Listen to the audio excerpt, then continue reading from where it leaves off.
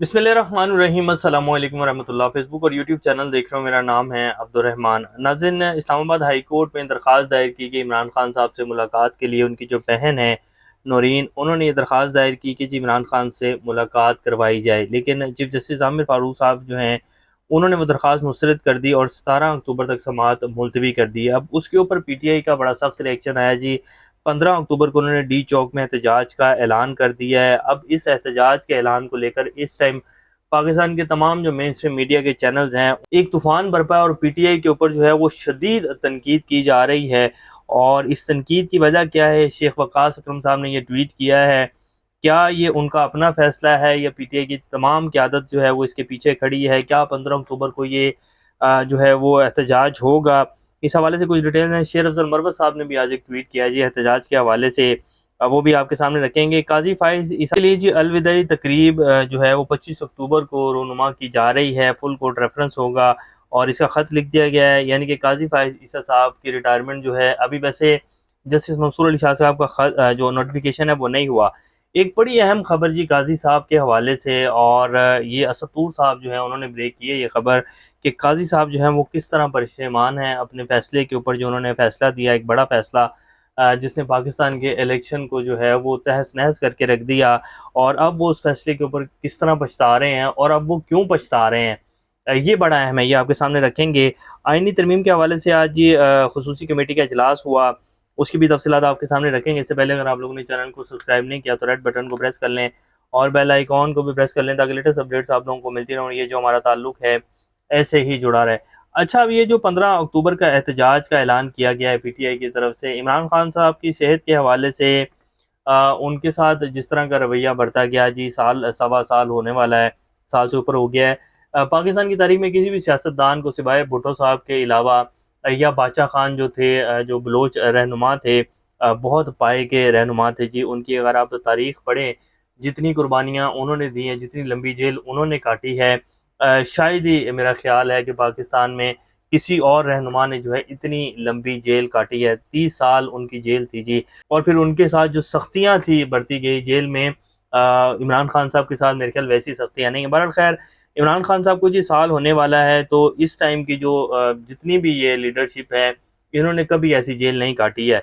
अब इमरान खान साहब के साथ जो है पिछले 5 दिन से किसी को मिलने नहीं दिया जा रहा, तो फिर उनकी जो पार्टी है, उनकी जो फैमिली है, फिर अलीमा खान, रोज़मा खान को भी जो है अरेस्ट कर लिया गया। तो उसकी वजह से तशवीश जो है वो आवाम में भी और उनकी पार्टी में बढ़ रही है कि जी खुदा खैर करे कोई ऐसा वैसा काम जो है वो ना कर दिया गया हो, क्योंकि हमारी तारीख है ना कि हमने जो मकबूल लीडर थे उनको अपने हाथों से जो है फांसियाँ चढ़ाया है।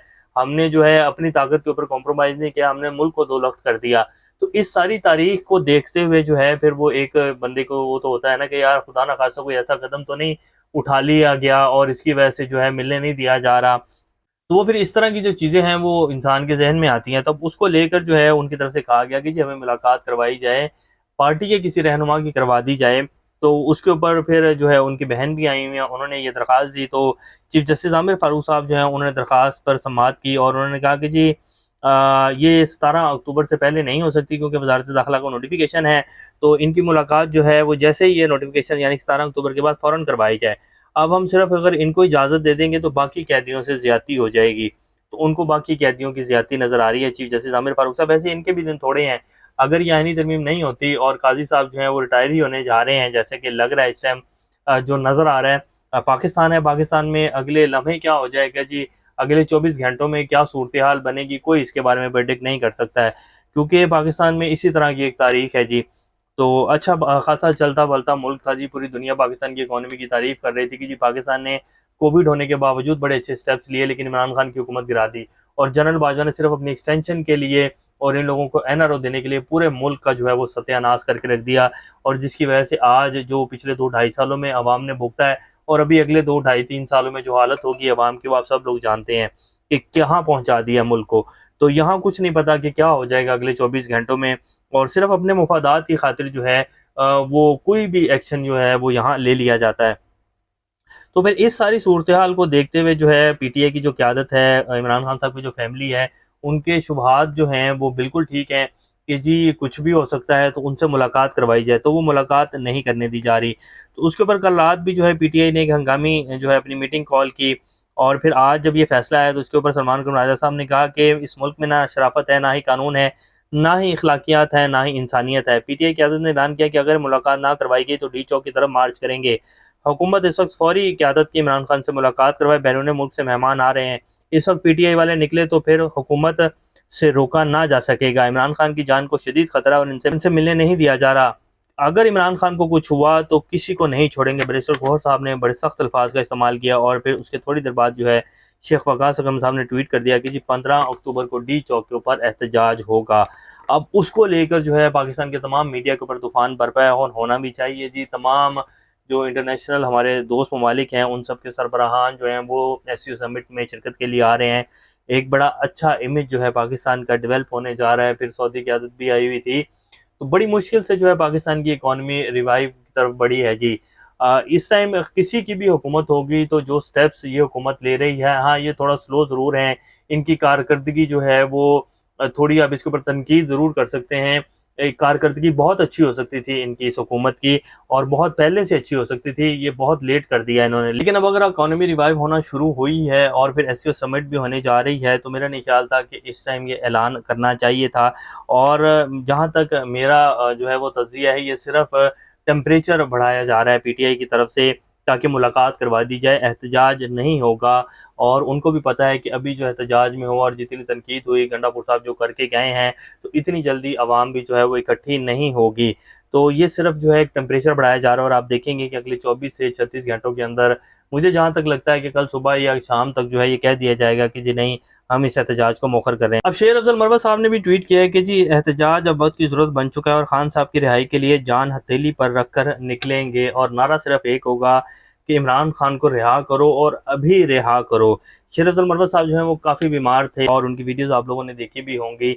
तो आज उन्होंने जो है बड़े अरसे बाद अपने वो ऑफिस में हैं और फिर उन्होंने वहाँ जो है ट्वीट भी किया और कह रहे हैं कि जी एहतजाज जो है वक्त की ज़रूरत बन चुका है। अब आ जाते हैं कि जी काजी फाइज ईसा साहब की रिटायरमेंट होने वाली है। फुल कोर्ट रेफरेंस जो है वो तलब कर लिया गया 25 अक्टूबर को और उनके एजाज़ में जो है रेफरेंस तलब किया गया है। वैसे तो उनकी कारकर्दगी को देखा जाए तो मेरा ख्याल है कि बनता ही नहीं है और उनको जो है धक्के दे के बड़ी माजरत के साथ मैं सख्त अल्फाज का इस्तेमाल कर रहा हूँ चीफ जस्टिस के लिए, लेकिन जो उन्होंने किया इस मुल्क के साथ जी और जितना उनके ऊपर तनकीद हुई है, जस्टिस मुनीर को भी जो है उन्होंने पीछे छोड़ दिया। और ये मैं नहीं, पाकिस्तान के बड़े सीनियर वकला, बड़े सीनियर जो हैं वो लोग कह रहे हैं जी इन्होंने सारे रिकॉर्ड जो हैं वो तोड़ दिए हैं। ये एक बड़ा बदनुमा दाग है पाकिस्तान की अदलिया के ऊपर। तो उनके एजाज़ में जी एक रेफरेंस जो है बुलाया जा रहा है और उसको जो है वो रेफरेंस जो है फुल कोर्ट रेफरेंस जो है वो रूम नंबर 1 में 10:30 बजे 25 अक्टूबर को होगा। असद अली तूर साहब ने एक बड़ी जी ज़लज़ला खेज़ और मैं कहूँगा कि तबाहकुन खबर जो है वो काजी फाइज ईसा साहब के हवाले से दी है। उन्होंने कहा कि एक जगह बैठे हुए ये बात हुई है और मैं ये नहीं बताऊंगा कि ये किसके साथ बैठी हुई है, लेकिन उन्होंने कहा है कि जी बल्ले के निशान वाला फैसला जो है मैंने गलत दिया, उसको बड़ा गलत इंटरप्रेट किया गया, ये फैसला ऐसा नहीं था लेकिन मुझसे गलती हुई और मैं चाहता हूँ कि ये फैसला वापस हो जाए। ये नहीं होना चाहिए था जो कुछ हो गया। तो उन्होंने जी ये बात की है। अब आप देखें कि जी ये काजी साहब जो हैं वो इस टाइम ये फैसला क्यों कर रहे हैं, क्योंकि उनको ये पता चल चुका है कि जी मुझे टिश्यू पेपर की तरह इस्तेमाल करके जो है वो फेंक दिया गया है। अब उन्हें जो है वो ये पशेमानी कहें आप या उन्हें कहें कि अब वो अपना जो रवैया था और जिस तरह उन्होंने फैसले दिए हैं तो अब वो उसको फील कर रहे हैं कि यार मैंने बड़ा गलत कर दिया और मैंने जो उम्मीदें लगाई थी एक्सटेंशन की और जो मैं चाहता था, जिसके लिए मैं जो है लेट गया था और मैं हर बात जो हूँ मान रहा था, तो मुझे तो सिर्फ यूज़ किया जा रहा था। तो अब इसलिए उनको जो है ये सब कुछ फ़ील हो रहा है और वो कह रहे हैं कि जी मैंने गलत दे दिया था। बहरहाल ये असद तूर साहब कह रहे हैं कि जी मैं अपने इन वर्ड्स के ऊपर कोट ऑन कोट खड़ा हूँ कि काजी साहब ने कहा कि जी वो फैसला गलत था और वो फैसला वापस होना चाहिए जो बल्ले के निशान वाला फैसला दिया था काजी साहब ने। आईनी तरमीम से मुतल्लिक जी आज पार्लियामेंट की खुसूसी कमेटी का इजलास हुआ, डेडलॉक बरकरार है, कल दोबारा इजलास होगा। आज होने वाले इजलास में हुकूमत ने अपना ड्राफ्ट कमेटी में पेश कर दिया। आमिर डोगर साहब के मुताबिक हुकूमत ने जो ड्राफ्ट कमेटी को दिया वो मुकम्मल नहीं था। पीपल्स पार्टी के ड्राफ्ट में चीज़ें वाजिया हैं। मौलाना फजल रहमान साहब ने कहा कि हुकूमत ने अपना ड्राफ्ट आज पहली दफ़ा पेश किया है, कुछ नहीं कह सकते, इत्तफाक़ राय कब तक होगा। और बिलावल भुट्टो साहब जो है उनकी मुलाकात भी हुई, कल भी हुई और आज फिर जो है कहा जा रहा है कि उनकी मुलाकात हुई है। तो मौलाना साहब ने कहा है कि अभी देख रहे हैं, बातचीत हो रही है, इत्तफाक़ राय होगा तमाम जमातों का तो फिर वोट डालेंगे। उससे पहले वोट नहीं डालेंगे। लेकिन बिलावल भुट्टो साहब कह रहे हैं कि जी नंबर्स पूरे हैं और तमाम जमातों से मुशावरत चाहते हैं। तो ये जी आईनी तरमीम के हवाले से आखिरी हफ्ता बड़ा अहम होगा जी 18 अक्टूबर के बाद। और PTI ने 15 अक्टूबर के एहतजाज की कॉल भी दे दी है। ये भी कहा जा रहा है कि जी 15 अक्टूबर को जो है ये आईनी तरमीम पेश की जा सकती है। तो बड़ी ये सारी चीज़ें चल रही हैं जी। ये जो 10 दिन हैं, 10 से 15 दिन बड़े क्रूशल हैं जी, और इसकी अपडेट्स हम आपके सामने रखते रहेंगे। अभी तक के लिए इतने, अपना ख्याल रखिएगा। अल्लाह हाफिज़।